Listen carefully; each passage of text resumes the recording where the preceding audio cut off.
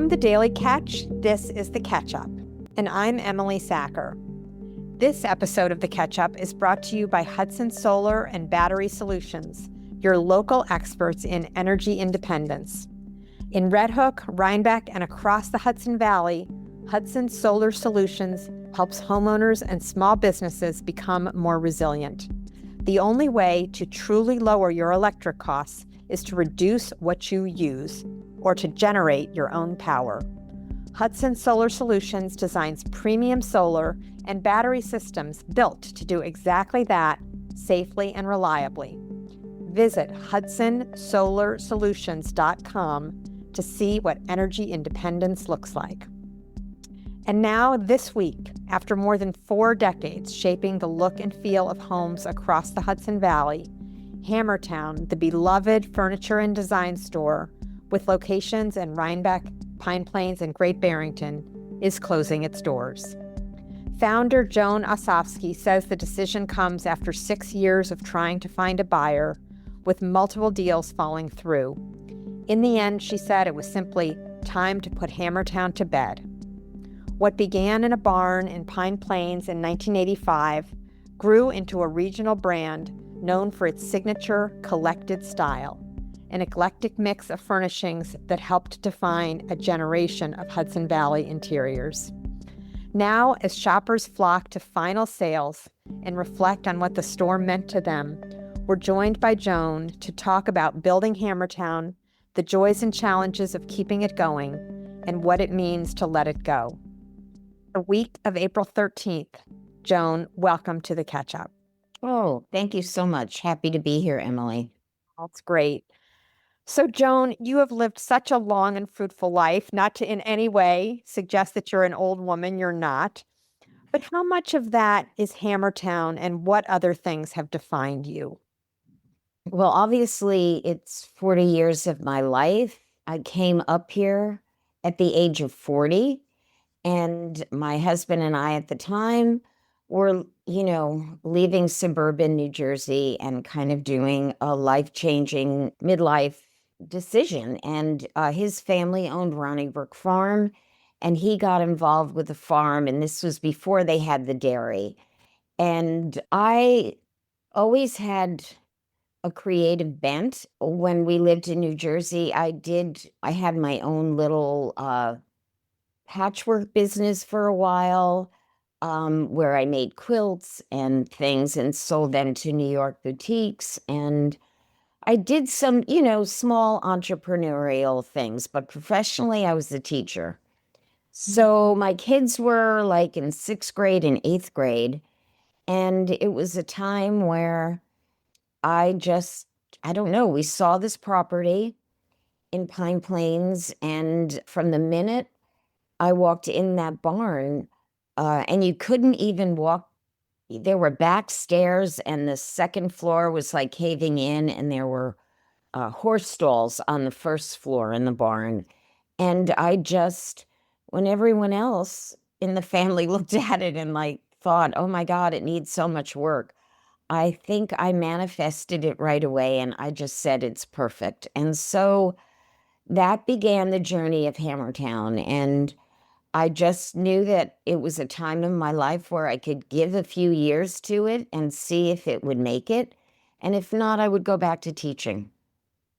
Wow. And, creativity has been an important part, especially of my adult life after college. I don't know, I taught myself how to sew. I got into knitting and needlepoint. And when I was teaching, I was very crafty with my bulletin boards, and I looked at education in a creative way of dealing with, I taught 3rd grade with math and, other concepts. So I think it's been a part of my life that I have no formal training in design. Wow. So, Joan, when you set out, your vision was what exactly? What were you was it something for you, or was it something for the community? Like, where was your head? My head was that I had to earn a living, and that was quite clear. We made adjustments when we moved back to the country, and over the years when people have said to me, "Oh, I wish I could do what you do," or, get out of the city and do something creative, I always would say, well, you can. You have to make that scary step. And I remember just thinking, I just want to be able to put my kids through college, which at the time wasn't what it is now, but it was still, whatever, a lot of money for them. And I knew that I would give it 5 years. So I say that I had luck. Luck was in my second year, a customer who became a friend. They invested in me a little bit. So I got into antiques and we had a business arrangement that helped me finish the barn so you could get upstairs and get antiques. But it was like a separate LLC. So I had luck. My timing was, well, everyone thought I was crazy. There were no home stores or anything like it at the time. And then I had luck. I always say it's timing, luck, and I guess I had a business sense. And I've always said I trust what I feel inside my guts, so to speak. And I've always let that lead me. The few times that I've varied from that have not been successful in my career. Tell us about those. What are you mean things with Hammertown? Some ideas you had that didn't pan out? Yeah, like when I went through my divorce, it was like, oh my God, I've got to find other ways of making money. It's harder to find the antiques. And I kind of got into buying some reproduction furniture and not as much as what I call the antiques and the items that really gave it soul. And I learned, no, don't do that. And I tell anyone, if they want my advice, your heart has to be in what you do. And if you have a good heart, which I think I do, I care about people, I care about design, I care about community, that heart led me through. Yeah. So you said luck was a part of it, Joan. What was the luck piece for you? Luck was my friends who came to say, like, they were very wealthy and she wanted something to do, and we'll invest in you, but in a little separate antique business. And then they loaned this business money to finish the barn. That was luck because I wasn't about to take $80,000 more to do this at that time. And And that's what then it that cost. brought me to a whole new level. At the end of 5 years, I ended up buying them out. We're still good friends to this day. But it got me to a level where, okay, I started to develop the antiques and some furniture. And then that led me, God, I think in the 90s to partnering with Mitchell Gold and bringing slip-covered furniture in, which at the time there were just traditional furniture stores up here. And I knew that there was a market for tasteful furniture that wasn't oversized. It was really the beginning of the core, which I'm looking back on, of my concept of modern country. Yeah. Okay. The white slipcovers, the people would say to me, like, oh my God, I'm not buying a white slipcover. And I would say to them, OxyClean, you just have to wash it that way. It just gets whiter. And I do. I mean, I have in the summer, both my sofas in my house, I slipcover with white slipcovers. Isn't that fun? Okay. Mm-hmm. So what were some other early good choices that you made? So one was you took money from friends and you let that be your luck, as you said. Mm-hmm. Otherwise, you had this idea for slipcovers. What are some other examples of just good choices that you made as you look back? I hate to keep going back to heart, but I really never bought anything in that store that I didn't connect with. And the times that it's like, oh, this is a good price, maybe I should get it, I learned, like, no, you've got to have some connection, whether it be a greeting card. I don't know. In the beginning, I sold rubber stamps. I just thought that they were kind of fun and funky. And yeah, I had to make a connection with it. And over time, all these connections started to form the soul of my shop. And it was different than other places. It didn't feel, as those layers in time built up, people just, even if they couldn't afford to buy, they felt like they were walking into a store that was aspirational. And they always knew I had sales. My tent sales drew a lot of people. And I cared about people. I had staff members who have been with me 20, 30. Rhonda's had been with me for 38 years. And I never corporatized my business. I felt like this is like a family. Wow. So you had kind of a secret sauce inside your soul, it sounds like. Yeah, that's a good way to put it. Um, That was my, and you know, business people, I don't know, profit margins and all of that. I just never really dealt with it. I mean, perceptually had a thriving business, but honestly, we did do well. I was able to put my kids through college. I was able to pay the people that work for me, well. I was able to give back to the community, but I was always working with a credit line, and then I'd pay it off at the end of the year. And then it would, I'd build it up again. But it was responsible borrowing. I never like went beyond that. And that's how I built up my inventory. And I think one of my greatest strengths was as time went on, I knew I was a good buyer. so let's talk about that. So you talked about how part of the business was aspirational for your clients. It sounds like part of it was also aspirational for yourself. Like, Yes, it was. talk about that a little bit.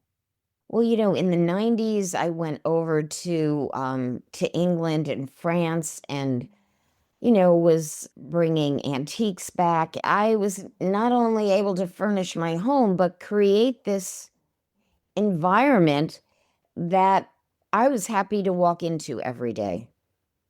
And it was a store, but it felt like a home in a way, especially the barn. Did you ever have ideas for things you wanted to do with the business that you couldn't do, or you felt, I can't, it's too expensive, it's too complicated? The internet always was a challenge to me. And luckily my son was tech oriented, so we developed oh God, before rural intelligence and things like we would do weekly emails, and we had over, I don't know, 10,000, 15,000 subscribers, and they would open it, like 30, 40% of them would open it every week to see what was new in the store, what I was passionate about, where I traveled. So in a sense, and I don't think of myself as how do I, self-absorbed or narcissistic person, but I just was obsessed with what I loved. I really was.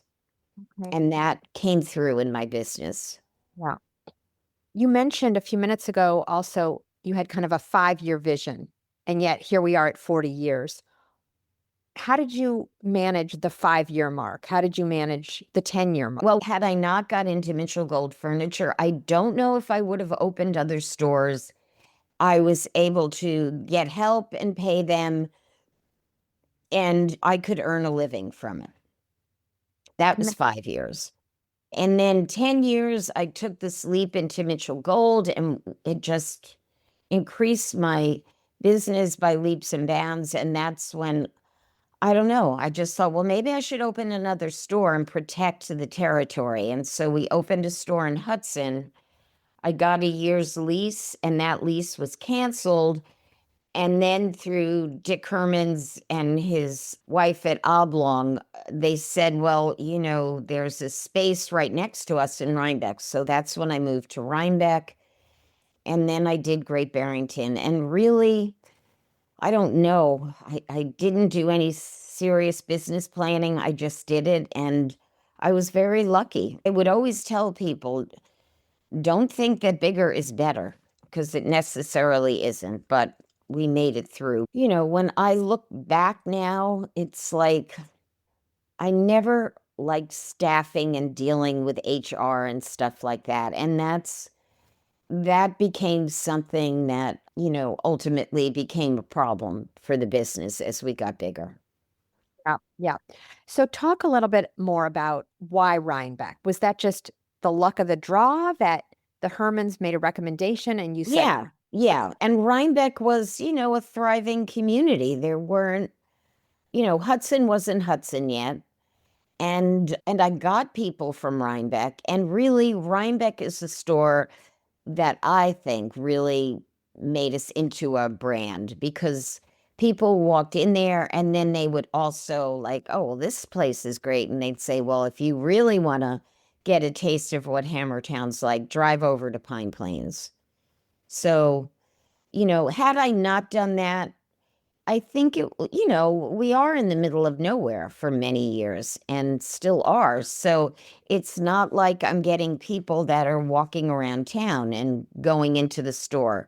It's a destination, but it brings people from Albany, from Vermont. I mean, people traveled far and wide to come to Hammertown. They did. and specifically talk to us a little more about Rhinebeck. What are some things that defined the Rhinebeck store for you in the early years and then as it kept Well, going? Rhinebeck is a community. It has shops, it has restaurants, it's a destination, not just to a store, but to walk around and absorb life in probably a quintessential Hudson Valley town. And honestly, I love that they've preserved the character of the town. It's not too cutesy and it's not too chic. It's just right. And how did that help your business? Was it just because you got walk-in traffic or what? Yeah, I got walk-in traffic and, there were weddings and things going on up there. So it was a destination for to travel. And then people would come into my store, and even the Rhinebeck store, I tried to give a sense of uniqueness to it. It wasn't perfect. The imperfections of my brand, I think, is part of its DNA. Mhm. And there's always been a quirky part for me when I was running Hammertown. I stepped away for 2 years, but when I was running Hammertown, it had a quirky thing. And if I was buying modern things, I don't know. I think it's just in me what can have lasting importance in a home. I Yes. really believed in just don't buy stuff. Buy stuff that you can grow with and that you want to be in your surroundings. Yeah. So it sounds almost like you're saying, don't just buy a look and plop it in your house. Mhm. Build it from the inside. Is that what you're saying? Yes, and if I could help people do that, that's great. You know, if you can't afford to buy the antiques, obviously I've got to pay for my time sourcing and going to Vermont and Europe and all these places, Maine. But you get ideas and go antiquing, develop your eye. And I think, there was a time many young people didn't want antiques and things like that, but they would walk into Hammertown and they would connect. And now for this generation, they like to thrift. They like to, and if, I can help them figure out how to do it, that's great. I just needed enough customers to keep it viable. And the Times had an article last week on all these furniture stores closing. We still certainly when COVID came, I thought I was going to go out of business because we had a warehouse and I would stock our furniture. And that's where my good buying skills came in. If I got a frame that I liked and I saw it in a fabric that I liked, that was a lower grade and reasonable, I would get two or three for the backups for the warehouse. So you could walk in and say you want it, and I had it. So when COVID came, I had a warehouse full of stuff, and oh my God, the stores are closing.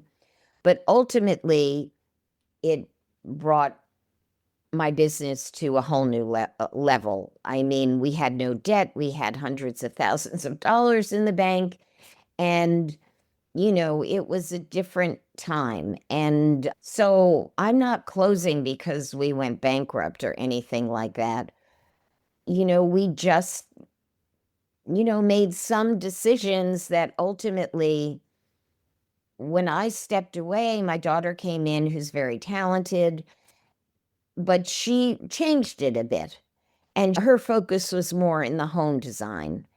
And that was good, but things did change. And ultimately, I just made the decision when we couldn't find a buyer.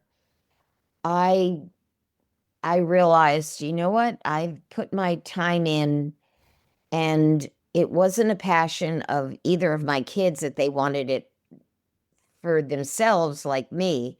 So I just said, you know what? I think it's best that I go back and we close the store. And that's what we're doing. And it's very sad. I've been on this journey for 2 years. So, for me, as sad as it is, my heart was kind of like going to other places. And my heart is still there, but it's just, I can't just give the business away. And it's too small to be big, and it's too big to be small. And honestly, part of the complaint was, well, it's so much you. Well, you know, that is what it was, I guess. So all Yeah, good things come to an end. I understand that. Well, so you're saying goodbye to your baby. Hmm. What are some of the feelings that you have that you're carrying now? And I'd also love to hear you tell us about what you've heard from the community, especially in Rhinebeck, but in general about this. Oh my God, devastation, honestly. Yeah. From celebrities to, regulars to just people that live in the town, businesses, they just feel it's a huge loss. Mhm. It was one of the anchor places that people came to. It's like, I mean, I'm not comparing myself to the Beekman Arms, but there are anchor places that bring people to towns, and I think we were one of them. Yeah.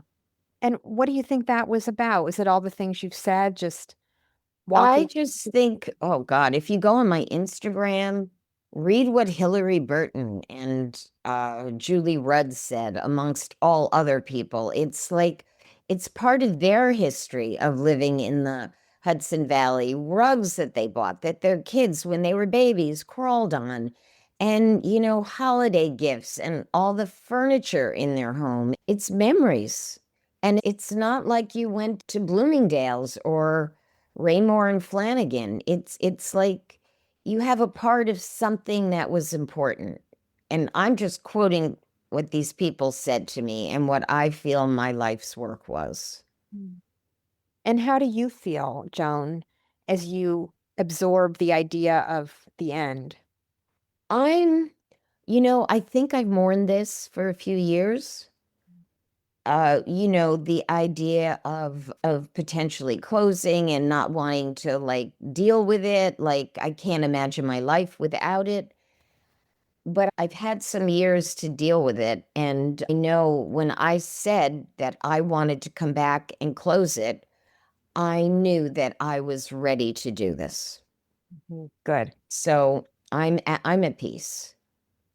So what's next for you? What will you do on it's you're closing on April 18th in Rhinebeck, for example. You Right. And then I still have things to get rid of. We'll probably be open a few more weeks in Pine Plains, and then I have my warehouse. But I'm selling the property, so I have to furnish these three houses again. I mean, not the barn. The barn will be empty, but I have to get the two homes on the property ready for sale. On the So I've kept some things that I want to put in the house, and I have antiques that I've been collecting, montage antiques, Michael Trapp. They're all going to help me, loan me some things to get it ready to list. And then after I sell it, if the people don't buy the furniture, I'm going to have like a big estate sale, which I'm sure I will do well with. I'm sure you will. Yes, I will. I know that. That's done. And there's no more physical structure. What's going to happen to you? Well, I raised my kids in that house, so that, obviously there's memories there. But when they were out of college, I moved to Ancrumdale, and I think I lived there for 12 years.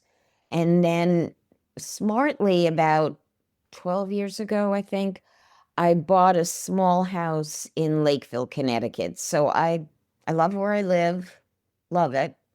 My house is like a little microcosm of Hammertown.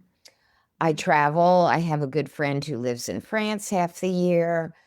I play tennis. I have a strong friend group. So, and I have a dog. I have my family's close by. I'm blessed. So all good. Don't So feel sorry for me. No. Mm-mm. okay, good. Is there anything else that you would like to say to the people listening to this? And there will be thousands who will Oh listen to this. boy. Mm. You know, I definitely feel for younger people now with AI and all of that. And, I started my business with money to buy the property and $5,000 in inventory. It's hard to do that now. But then again, I just say to people, young people, you've got to have like parallel careers or ideas. Take your passion and do things with that in your free time. If you like old things, maybe get a space in an antique center and, do that. Design wise, learn from your own house and doing things. I'm not a formal designer. And to be quite honest, designing a house wasn't necessarily my strength. My strength was I just knew how to buy for my store and make it feel like a home. And it showed people you can break rules. You can totally break rules. And I would always say to people if they were buying an antique or something, if you can see it in a few different places in your house, buy it. It's worth it. And what I've learned in closing, people who bought things from me 20, 30, 35 years ago, like their furniture is like Mitchell Gold and Lee and my brands were made in this country. They're still fine. And they're still, you know, I think one of my biggest strengths was being able to stand the test of time. I mean, I look around my house and I just see things that, I had when I was first married. I mean, it's like people now say, oh, my kids don't want anything. Well, my kids wanted everything when I downsized, but you have to like it. You do. And you have to know how to mix it. As far as if I had an imprint on Hudson Valley design and modern country, it has to do with like love where you live. Your heart has to be in your home. I've been in many places where they have all the bells and whistles, but you feel nothing. Yes, And to exactly. me, I feel like that was my biggest contribution to Hammertown. You could walk in that store and feel the love. Oh, I feel the love towards you, and I have barely known you. It's so interesting listening to you because I feel like I'm at the start of the journey with the Daily Catch that you have gone through with Hammertown. Of course, I started it too late, so I won't be able to do it for 40 years. But people say to me, "How do you decide where to grow?" And I'm like, I just don't overthink it. I just Yeah. do what feels right. Every single day, it's just the next right step. I think that's an AA thing that they talk to you about. Not that I've ever been to that, but just do the next right thing. And it sounds like that's what guided you, Mm-hmm. guides me. And I'm going to use your advice and your sense of trusting in yourself to carry this newspaper forward. Good. So, thank you. Oh, you're welcome. This was delightful. So, as we wrap up, a big thank you to our sponsor, Hudson Solar and Battery Solutions. If you've been thinking about solar, especially after the last big power outages, now's a good time to explore it. Visit hudsonsolarsolutions.com for more information. Thanks again, Joan, so You're much welcome. for coming on the show. And that concludes the catch up for this episode. We're about to celebrate our 1-year anniversary with the podcast. Thanks to Matty Rosenberg, Jen Hammoud, and Esther Martell at our partner Radio Free Rhinecilff for their help in producing this episode. And we'll see you next time.